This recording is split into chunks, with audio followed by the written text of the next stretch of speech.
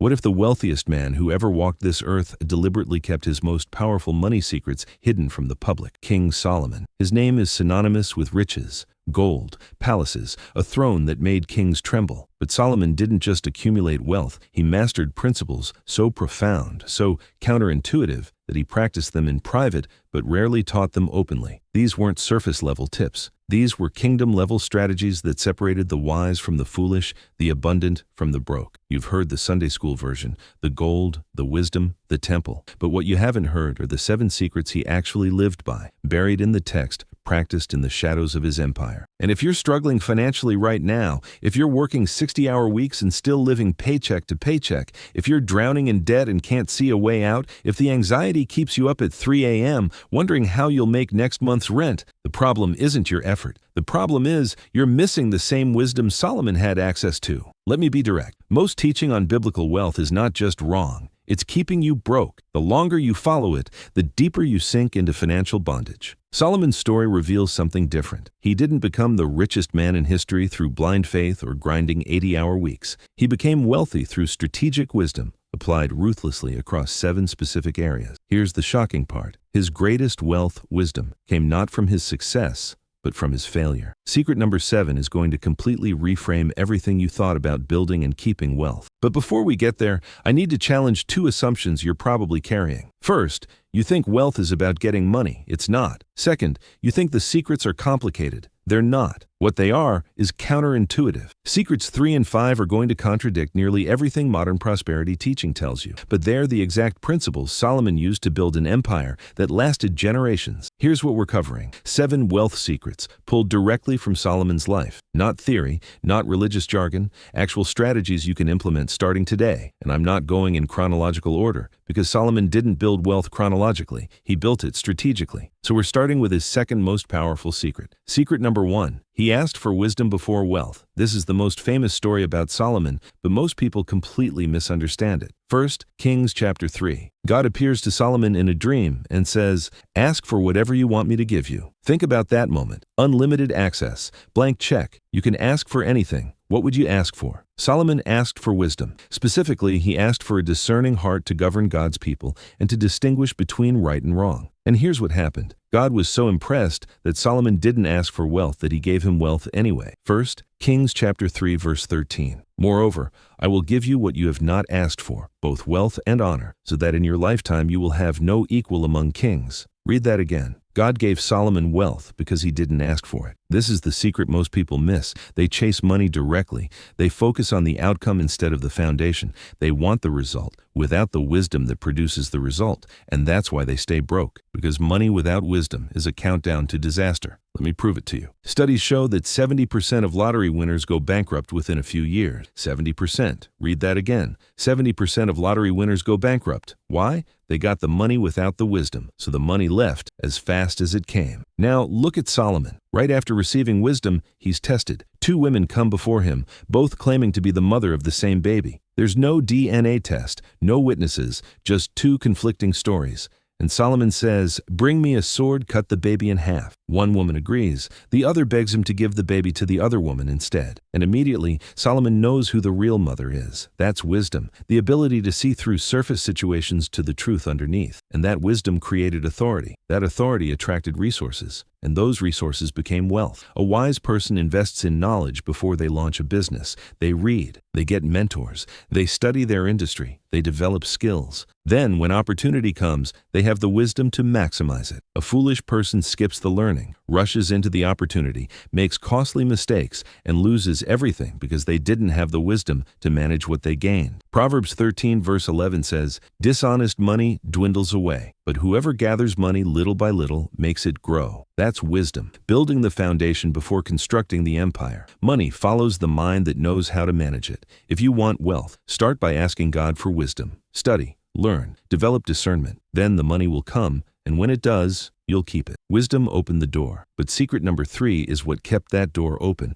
and turned Solomon's wealth from a moment into a dynasty. Secret number 2. He multiplied through strategic partnerships, not solo grinding. Why do you think you have to build wealth alone? Most people approach money like lone wolves. They think success means doing it all themselves. But that's not how Solomon operated. Turn to 1 Kings chapter 5. Solomon needed to build the temple, but Israel didn't have the resources, skilled labor, or materials. So Solomon formed a strategic alliance with Hiram, king of Tyre. Solomon offered food supply. Hiram provided skilled laborers and cedar wood from Lebanon. Both kingdoms profited. But here's the part that will blow your mind. They formed a joint navy. 1 Kings chapter 10 tells us they sailed to Ophir and brought back hundreds of talents of gold. This naval partnership generated more wealth for Solomon than the temple itself ever did. The temple was the glory project. The navy was the business venture, and the business venture out-earned the glory project. Picture this. Two real estate investors. Same starting capital. One buys properties alone, managing everything himself. The other forms a syndicate, pools resources with 3 partners, each bringing different expertise. 5 years later, the solo investor owns 3 struggling properties. The syndicate owns 17 properties across 4 markets, each partner managing their specialty. Your next level of wealth is waiting in someone else's network. Identify who has what you lack. Then structure partnerships where both sides win. But here's what nobody tells you about partnerships. They all collapse without the one thing Solomon asked God for that shocked heaven itself. Secret number 1 is about to change everything you think you know. Secret number 3, he diversified income streams ruthlessly. If your main source of income disappeared tomorrow, how long could you survive? Most people panic at that question because they depend on one source, one job, one client, one business. That's financial suicide. Solomon knew this 3,000 years ago. First, Kings chapter 10 verses 14 and 15 break down Solomon's income. 666 talents of gold came annually. Then it says, not including revenues from merchants, traders, Arabian kings, and governors. Solomon had at least 12 different income categories running simultaneously. Tribute from nations, revenue from merchants, taxes from traders, trade routes, a navy, temple offerings, agricultural production, manufacturing, livestock. Every stream fed the others. Here's the no-way moment. Solomon's annual income was equivalent to over $20 billion today. 20 billion. Let that sink in for a second. And less than 10% came from any single source. Listen to what Solomon himself wrote in Ecclesiastes 11 verse 2. Invest in 7 ventures, yes, in 8. You do not know what disaster may come upon the land. Solomon wrote that from experience. Diversify or die. Picture this. 2 business owners, both successful. One builds a software company, pours everything into it, watches it dominate the market for 5 years. Then a competitor launches. Regulations change, the market shifts. Within 18 months, he's bankrupt. The other business owner? Software company, real estate portfolio, consulting side business, investment fund, e-commerce store. When the software market crashes, his other 5 streams keep him afloat while he pivots. Build multiple streams now. Start with 3. Main income, side business, investment generating passive returns, then grow. Proverbs 21, verse 20 says, "The wise store up choice food and olive oil, but fools gulp theirs down." That's diversification. The wise build reserves across multiple areas. The foolish consume everything from one source. If this is making sense, do me a favor. Subscribe to the channel so you don't miss the next breakdown, and drop in the comments which secret you're implementing first. Type the number 1 through 7, because here's the trap most people fall into. Multiple streams are powerful, but they're worthless without secret number 4, because you can have 12 income sources and still be broke if you're the bottleneck in every single one. Secret number 4, he built systems, not just monuments. If you disappeared for 6 months, would your income continue? For most people, no, because they've built wealth around themselves. They're the bottleneck, trading time for money. The moment they stop working, money stops flowing. That's not wealth. That's a high-paying job. 1 Kings chapter 4, verses 7 through 19, describes Solomon's system. 12 districts, each with a governor. Each governor supplied provisions 1 month per year. Automated, the governors collected resources, managed districts, ensured steady flow without Solomon micromanaging. Solomon set up a system where his economy ran without his direct involvement. The governors handled details. Districts produced. Wealth flowed. Solomon focused on strategy, not daily operations. Here's the no-way moment. Solomon had over 12,000 horses and 1,400 chariots across his kingdom. Logistics and defense systems operating continuously whether he was present or not. But look at the Proverbs 31 woman. She had buying agents, production systems, multiple product lines, staff she delegated to. She built a business empire that ran while she slept. Verse 18 says, her lamp does not go out at night. That's not her grinding through the night. That's her business running through the night. Systems. Picture this. Two restaurant owners, same quality food. One handles everything: hiring, training, scheduling, inventory, working 90 hours a week, can't take a day off. The other builds systems, documented recipes, training programs, automated ordering. Manager handles operations. He works 20 hours a week and opens 3 more locations because the system works without him. Ask yourself, how can I remove myself from this process? Automate, delegate, systematize. If your wealth requires your presence, you don't own it. It owns you. Systems will make you rich. But secret number 5 is going to sting, because it's about the opportunities you need to walk away from, the deals you need to reject, the partnerships you need to say no to. And it's the secret that destroyed Solomon when he stopped practicing it. Secret number 5. He knew when to say no. This might be the most counterintuitive secret on the list, and it's the one that ultimately led to Solomon's downfall when he forgot it. Proverbs chapter 4 verse 23 says, "Above all else, guard your heart, for everything you do flows from it." Solomon wrote that. He understood that protecting boundaries was essential to protecting wealth. But later in his life, he forgot his own wisdom. First, Kings chapter 11 describes Solomon's decline. He married 700 wives and had 300 concubines. Most of them were foreign women who brought foreign gods. And those foreign influences turned his heart away from complete devotion to the Lord. The result? His kingdom was torn apart. His wealth began to decline. His enemies rose up, all because he said yes to relationships and alliances he should have refused.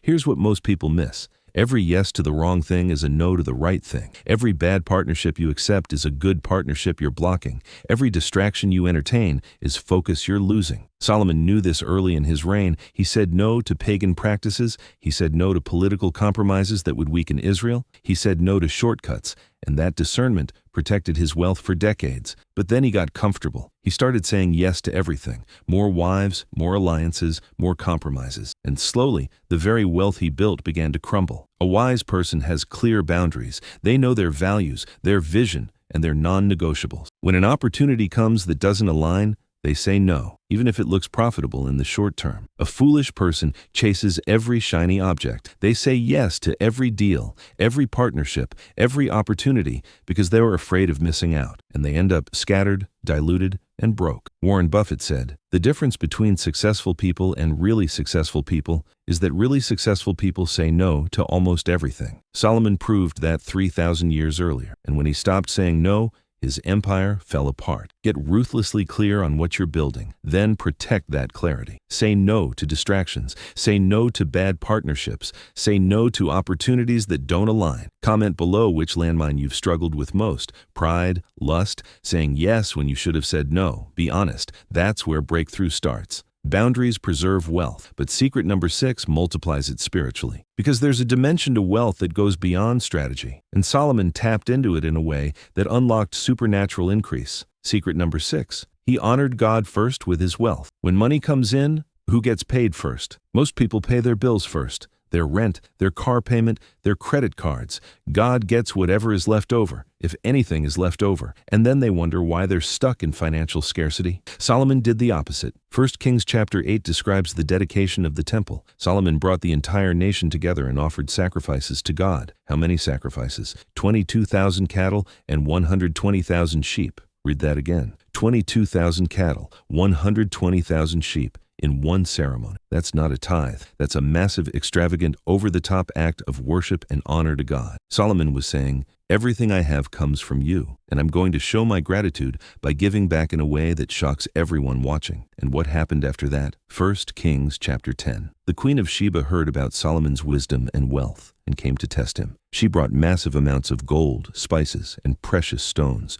And when she saw everything Solomon had built, she was overwhelmed. Then she gave him even more wealth, 120 talents of gold, more spices than had ever been brought to Israel, precious stones. And that pattern repeated over and over. Solomon honored God extravagantly, and wealth flooded back to him from unexpected sources. Here's the principle. You can't outgive God, but you can definitely out-hoard him. When you honor God first with your wealth, you unlock a dimension of provision that goes beyond natural strategy. Proverbs 3 verses 9 and 10 say, "Honor the Lord with your wealth, with the first fruits of all your crops. Then your barns will be filled to overflowing, and your vats will brim over with new wine." That's not a suggestion. That's a promise. Picture this. Two business owners. Both make $100,000 in profit. One keeps it all, upgrades his lifestyle, barely scrapes by next year. The other tithes $10,000, gives another $5,000 to missions, reinvests the rest. Within 3 years, his business triples. Why? Because God supernaturally opens doors you can't unlock with your own effort. Start tithing if you're not already. Give 10% of your income to your church or kingdom work. Look for opportunities to give extravagantly. You can't outgive God, but you can definitely out-hoard Him. But even honoring God isn't enough without secret number 7. Because this final secret is the one that ties everything together and reveals the truth Solomon learned too late. Secret number 7. He learned from failure. This is the secret Solomon never taught anyone, because he learned it through pain. Most people know Solomon as the wise, wealthy king, but they don't know how his story ends. First, Kings chapter 11 reveals the truth. Solomon's heart turned away from God. His foreign wives led him into idolatry. He built altars to false gods, and as a result, God told him that his kingdom would be torn from his son and given to someone else. Think about that. The wisest, wealthiest man in history made catastrophic mistakes that cost him his kingdom. But here's the redemption part. After everything fell apart, Solomon wrote the book of Ecclesiastes. And in that book, he reflects on his entire life. He talks about chasing pleasure, building projects, accumulating wealth, seeking wisdom, and experiencing everything life had to offer. And his conclusion? Vanity of vanities. All is vanity. He realized that all the wealth in the world means nothing if you lose sight of what actually matters. All the success means nothing if you compromise your integrity. All the wisdom means nothing if you don't apply it to your own life. Ecclesiastes chapter 12, verse 13. Fear God and keep His commandments, for this is the duty of all mankind. That's what Solomon learned from failure. Wealth isn't the goal. Wisdom isn't the goal. Obedience to God is the goal. And when you get that right, everything else falls into place. Here's the no-way moment. Solomon's greatest wisdom didn't come from his success. It came from his failure. He wrote Proverbs during his peak, but he wrote Ecclesiastes during his decline. And Ecclesiastes is deeper, more profound, more honest. Proverbs is wisdom from success. Ecclesiastes is wisdom from regret. Which one do you think cuts deeper? Now, here's the reframe for you. The 7 secrets we've covered aren't just about getting wealth. They're about keeping it through wisdom. They're about building something that lasts. They're about learning from Solomon's mistakes so you don't have to repeat them. Partnerships multiply capacity, but only if built on wisdom. Wisdom attracts wealth, but only if you diversify it. Diversification protects wealth, but only if you build systems. Systems scale wealth, but only if you guard boundaries. Boundaries preserve wealth, but only if you honor God. Honoring God unlocks increase, but only if you learn from failure and stay humble. It's all connected, and the moment you miss one piece, the whole structure starts to crack. A wise person learns from their mistakes, adjusts their strategy, and keeps moving forward with humility. A foolish person repeats the same patterns, refuses to change, and wonders why they keep getting the same results. The richest man who ever lived died with regret. He looked back on his life and said, "I have seen all the things that are done under the sun. All of them are meaningless, a chasing after the wind." Learn what Solomon learned before it costs you everything. Pursue wisdom over wealth. Build systems over monuments. Guard your heart over accumulating more. Honor God over impressing people. And when you fail, learn from it instead of repeating it. But right now, I need to warn you about the landmines that will destroy everything you just learned. Because knowing these secrets means nothing if you fall into the same traps that took Solomon down. Landmine number 1. Pride. Thinking you're self-made. Believing your success came from your own brilliance instead of God's blessing. The moment you think you did it all yourself, you've set yourself up for a fall. Proverbs 16 verse 18 says, "Pride goes before destruction, a haughty spirit before a fall." Picture this. A man builds a $10 million business. He stops tithing, stops praying, tells everyone at dinner parties about his success. 3 years later, IRS audit, partner lawsuit, bankruptcy. Pride destroyed him. Landmine number 2, lust. This is what destroyed Solomon. 700 wives, 300 concubines, relationships driven by desire instead of wisdom. And it led him into idolatry, compromise, and collapse. Guard your heart. Protect your relationships. Don't let physical desires dictate your decisions. Landmine number 3,